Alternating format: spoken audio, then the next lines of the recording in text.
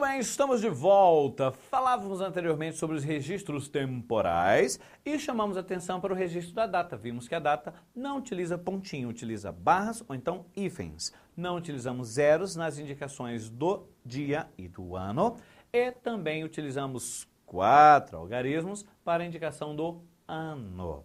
Aqui agora quero chamar a sua atenção para o registro de horas. Olha aqui a frase. A palestra foi marcada para as 14 horas e 30 minutos, é a minha ideia. Em seguida, haverá um coquetel, uma recepção, alguma coisa assim.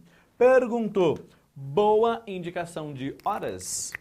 Verifique que aqui o registro trouxe os 2 pontinhos, um H, um R, um S e um ponto ao final. Bom registro esse ou não? Este registro está errado. Professor, eu tiro, professor, é o R, né, professor? Pronto, aqui, pronto. Agora ficou legal, professor, né? Eu achei que tinha ficado feio também, professor, agora ficou legal. Continua errado. Professor, é o S, né? Eu tiro, professor, pronto. É que eu tive um professor que falou que é horas, né, no plural, a gente acha que é no plural e põe o S, né, professor? Agora foi, né, professor? Continua errado. O problema é ponto. Ah, professor, eu tiro. Prontinho. O problema não é esse ponto aí. O problema são esses pontos aqui, ó. Indicação de horas em bom português não utiliza pontinho. Sai daqui, coisa. Quem utiliza 2 pontos é mostrador de relógio digital. E você não é um relógio digital. Bom, se você achar que é um relógio digital, entre em contato aí com a gente que eu posso te indicar o meu terapeuta. O cara é bom. Eu parei de morder as pessoas na semana passada. Bom, mas enfim, o que acontece? Indicação de horas não utiliza 2 pontinhos. Indicação de horas utiliza apenas um H, minúsculo, sem ponto, sem S, sem R.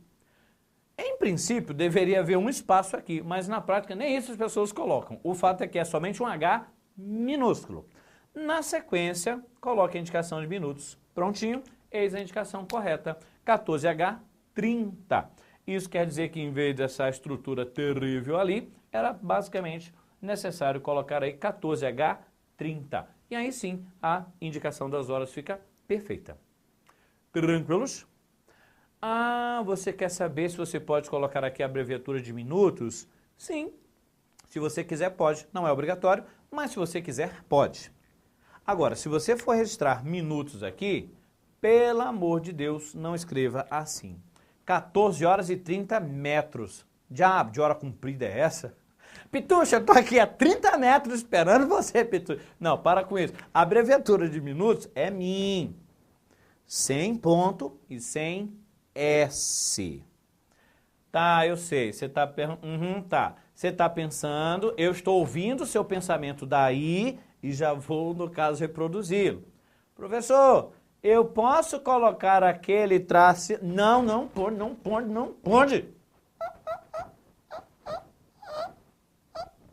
Não pode. Esse tracinho, primeiro, não é indicação de língua portuguesa. Esse tracinho é uma simbologia matemática. E nem sequer é para indicação de horas. Esse tracinho é para indicação de graus. 5 graus, 15 minutos, 52 segundos. Essa simbologia é simbologia para indicação de graus, não indicação de horas. Tá, tudo bem, os nossos cronômetros aproveitaram que a base de contagem é 60 e acabaram colocando lá, né, nos seus mostradores. Mas em texto oficial jamais coloque esse tracinho para indicação de minutos ou 2 tracinhos para segundos, porque isso simplesmente não existe na língua portuguesa. Indicação de horas é feita simplesmente assim, 14H30. E Wagner, e se não tiver minutos, eu coloco assim, 14H00? Veja, se não há minutos, não coloque nada. Pronto, é só isso aqui, 14H, morreu. Nessas situações em que você tem apenas indicação de horas, sem referência nenhuma a minutos, nesse tipo de situação, há quem prefira esteticamente escrever por extenso. Há uma tendência, aliás, de colocação por extenso. Parece uns que esteticamente, estilisticamente, fica um pouco melhor. Mas, bem, na verdade, pode ser uma coisa ou outra. Ficou claro isso? Beleza? Muito bem.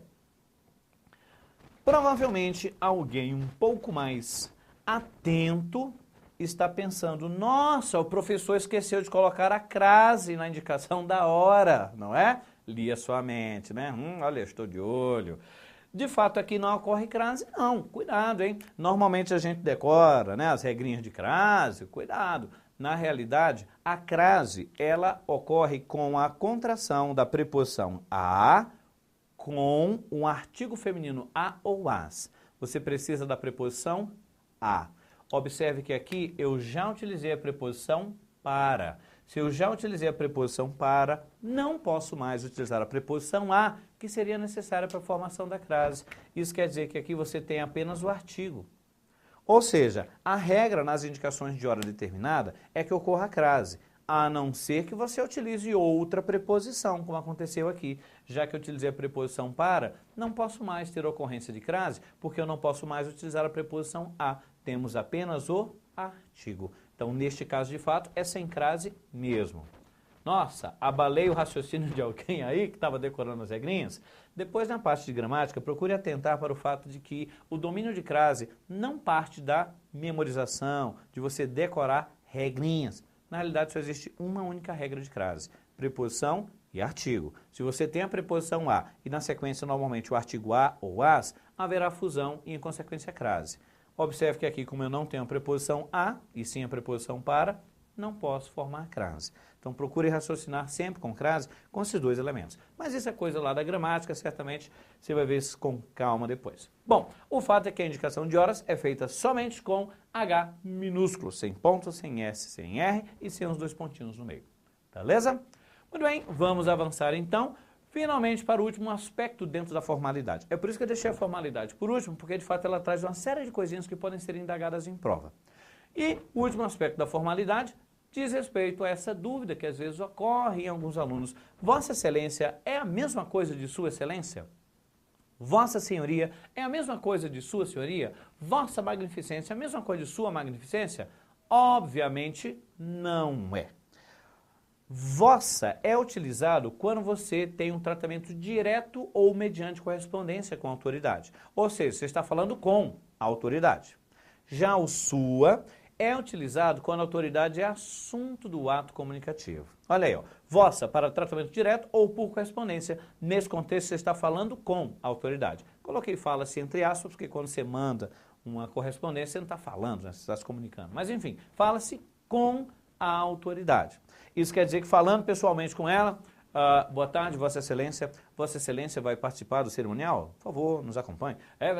Ao falar com a alta autoridade, você dirá Vossa Excelência. É por isso que quando nós vemos na televisão, né, os políticos, eles até acertam nesse aspecto ao dizer Vossa Excelência é um safado. Veja, ai, nosso Congresso. Mas enfim, o que acontece? Ele está usando a forma correta, pelo menos, Vossa Excelência. Por quê? Ele está falando diretamente com a alta autoridade. Quando, no entanto, você está falando da alta autoridade, ou seja, quando a alta autoridade é assunto do ato comunicativo, aí devemos utilizar sua, quando a autoridade é assunto da comunicação.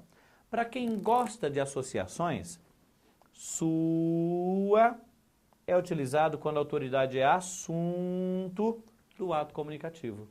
Então, procure guardar assim. Se a autoridade for assunto do ato comunicativo, você deve utilizar sua. Em todas as outras situações, vossa. Prontinho, resolvido o problema. De novo, se a autoridade é o assunto daquela informação, se ele é assunto, sua. Em outras ocasiões, vossa. Vamos exemplificar. Informamos a Sua Senhoria ou Vossa Senhoria que em 7/3/2013, Vossa Excelência ou Sua Excelência, o ministro fulano de tal, proferirá palestra acerca do assunto, blá blá. E aí? Informamos a Vossa ou informamos a Sua Senhoria? Veja, essa senhoria aqui é o assunto do ato comunicativo? Não. Eu estou falando, estou informando alguma coisa a esta autoridade. Senhoria não é assunto, então não é sua, consequentemente é vossa. Na sequência, que em 7/3/2013, Vossa Excelência ou Sua Excelência o ministro fulano de tal? Eu estou falando com o ministro ou o ministro é assunto dessa informação? E isso, o ministro é assunto. Sua Excelência, então, é o que eu vou utilizar. Beleza? Eis aí a correção. Informamos Vossa Senhoria de que em 7.3 de 2003, Sua Excelência. Então, guarde bem. Sempre que a autoridade for assunto, você utiliza sua.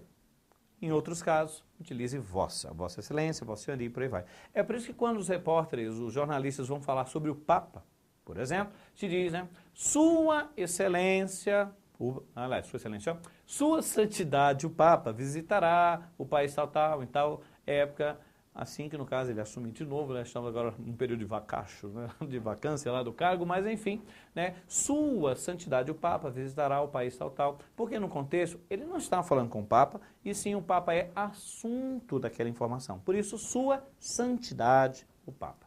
Tranquilos? Beleza? Então, vamos lá. A última característica da redação oficial, uniformidade. A uniformidade, como o nome sugere, única forma. A uniformidade nos leva, no caso, a perceber que existe uma única forma de apresentação dos atos comunicativos oficiais. Essa única forma, essa uniformidade, se revela em dois níveis, se apresenta em dois níveis.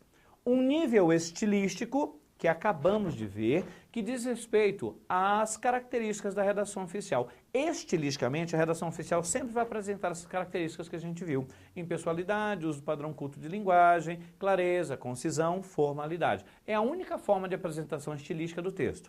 Mas existe também uma única forma de apresentação da estrutura do texto. É o que nós chamamos de padrão ofício. É uma estrutura que uniformiza a apresentação da redação oficial. E esse é justamente o segundo ponto da nossa exposição teórica. Por ora, apenas aí apresento o que é a uniformidade, que diz respeito ao uso do padrão ofício, e em seguida vamos falar sobre como é esse padrão ofício, peça a peça, parte por parte. Assim, então, vamos fixar um pouco do que a gente viu até agora. Vejamos aí. Pega na sua listagem de exercício o item 36. O item 36 afirma: expediente que seja emitido em qualquer repartição do DETRAN-DF e se destine ao diretor-geral desse órgão, deverá apresentar no texto o tratamento Vossa Excelência. Esse item está certo ou esse item está errado?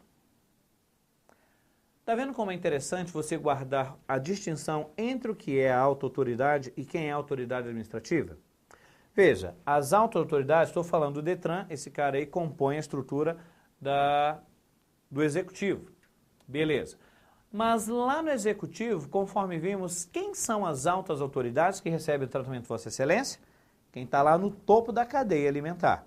Na esfera federal, presidente da República, ministros de Estado e também os secretários executivos dos ministérios. Essa turma aí são Vossas Excelências.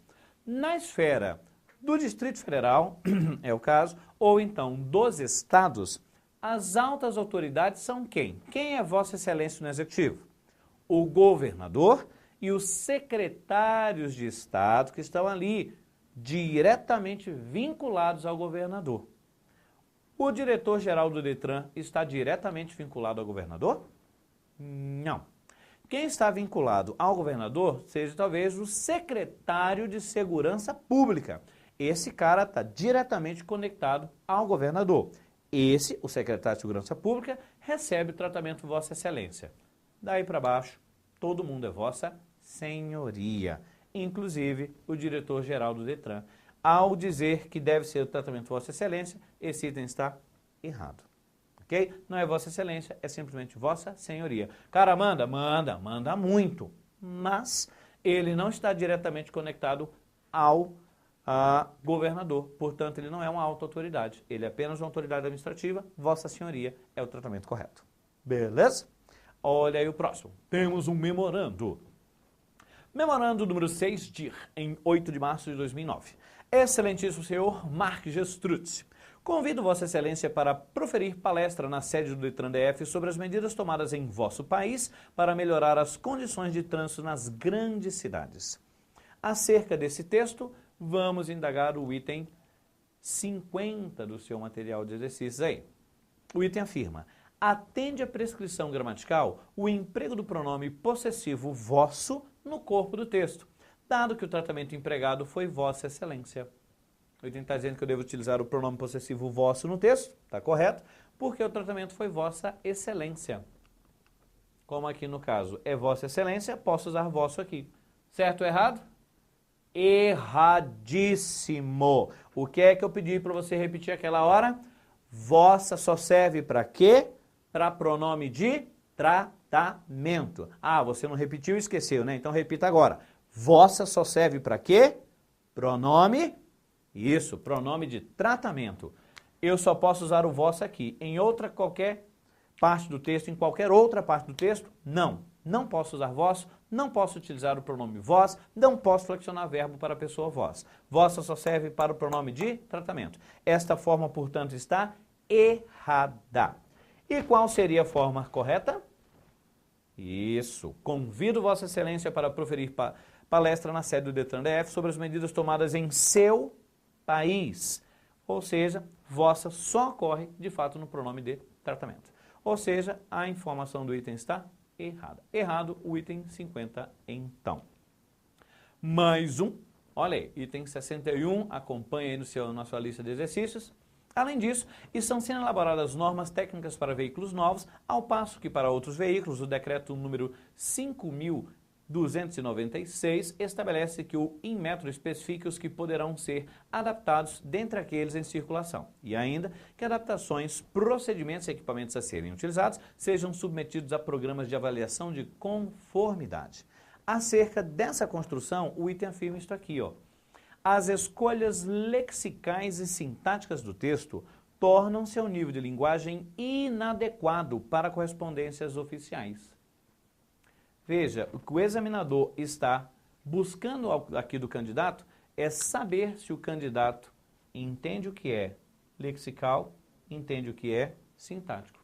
Ele está perguntando algo simples, mas de maneira complicada. Se o candidato não souber dizer o que é escolha lexical, o que é escolha sintática, o candidato fica na dúvida e acaba perdendo um item valioso para a sua prova. E aí, nós já sabemos, escolhas lexicais são escolhas vocabulares. Os vocábulos escolhidos para a construção deste texto são vocábulos inadequados para uma redação oficial? Temos regionalismos aí? Temos linguagem técnica excessiva que prejudique o bom entendimento do texto? Temos estruturas giriescas na construção? Não temos. Isso quer dizer que as palavras utilizadas, o léxico utilizado, é um léxico padrão, que todo mundo usa, todo mundo entende. Então, as escolhas lexicais estão boas. E as escolhas sintáticas? Credo, professor, tem que fazer análise sintática. Não, não tem. O que eu te falei? Sintático é estrutural. As escolhas sintáticas, as escolhas estruturais, as orações, os períodos que nós utilizamos, são adequados para uma boa redação oficial? São períodos demasiadamente longos que prejudicam um bom entendimento? São períodos muito invertidos e interpolados, de sorte a prejudicar o bom entendimento? Não, você tem, no caso, tudo bem, a primeira parte é um período relativamente longo, mas a ordenação direta nos permite captar a informação sem nenhum problema. Você não tem grandes inversões e interpolações. Portanto, tanto o léxico quanto a estrutura, a sintaxe, se apresentam bons. Isso quer dizer, então, que quando o item diz que as escolhas lexicais e as escolhas sintáticas tornam o texto, tornam o seu nível de linguagem inadequado, o item mentiu. É um item mentiroso, um item falso, um item errado. Beleza? Vamos, então, avançar. Mais um. Temos aí um ofício. Ofício 31/2008, Diretoria de Ensino Região Leste 1. São Paulo, 29 de julho de 2008. E aí vamos lá. Eu já sei que alguns de vocês devem estar incomodados. Professor, mas é assim mesmo, é? Não. Aqui, por enquanto, a gente não está vendo a parte de formatação e obedecendo ao padrão ofício. Simplesmente veio desse jeito da prova. E aí reproduzimos do jeito que estava lá. Totalmente desformatado. Mas, enfim, vamos ver o que é que o item vai indagar para nós. Senhor ou senhora diretor ou diretora, a dirigente regional de ensino da DER Leste 1 solicita de Vossa Senhoria especial atenção para o que segue, bem como blá, blá, blá. O item que nos interessa é o item 65. Verifique o item 65 do seu material. Temos aí, ó, seria adequado o uso do tratamento digníssimo. Preciso continuar? Só de o item sugerir a utilização de digníssimo, você já sabe que o item está errado. Não se usa digníssimo, não se usa ilustríssimo desde 1992. Só de o item sugerir digníssimo, tá errado. Wagner, mas lá onde eu trabalho, o povo usa. Para. Lembre-se, o que vale para a prova é a linda teoria do manual. Esquece o que você lê no dia a dia. Prenda-se a isso que nós estamos apresentando aqui, porque é isso que vai ser indagado. É desse jeito que é perguntado na sua prova. Depois, quando você for trabalhar no órgão, estiver no tribunal, estiver no banco, aí você vê as normas internas. Mas para a prova, vale o que aqui nós colocamos com base no Manual de Redação da Presidência da República. Só de aparecer digníssimo, já sei que está errado. Ok? Vejamos aí o item 67, que também diz respeito àquele mesmo ofício lá. Observa-se falta de objetividade da signatária no primeiro período do texto, que poderia iniciar-se com a seguinte redação. Solicita a Vossa Senhoria especial atenção. Voltemos lá ao texto. Olha aí, ela começou assim. A dirigente regional de ensino da DER-Leste 1 solicita de Vossa Senhoria especial atenção. E o item afirmou, faltou objetividade dessa signatária aí. Ela poderia ter dito simplesmente, solicitamos a Vossa Senhoria. É isso mesmo? É isso mesmo. Veja, no final das contas, não é a dirigente que vai assinar lá embaixo, então é ela que está solicitando. Eu não preciso colocar aqui que a dirigente regional de ensino solicita. Seria muito mais sintético, muito mais conciso, você dizer simplesmente, solicito a Vossa Senhoria especial atenção. Ou seja, certo item. Faltou objetividade, seria mais conciso dizer assim, solicito a Vossa Senhoria especial atenção. Beleza? Vamos para o próximo. Olha aí. É para julgar o texto quanto à adequação à correspondências oficiais. Julgar como certo ou como errado. Se for um texto adequado, certo. Se for um texto inadequado, errado. Olha aí. Vimos informar que as inscrições para o concurso público de provas e títulos para o cargo de analista de sistemas começam dia 15 de abril de 2008, das 8 da manhã às 6 horas da tarde, no subsolo do edifício sede desta companhia. Estamos querendo pontualidade na entrega dos documentos.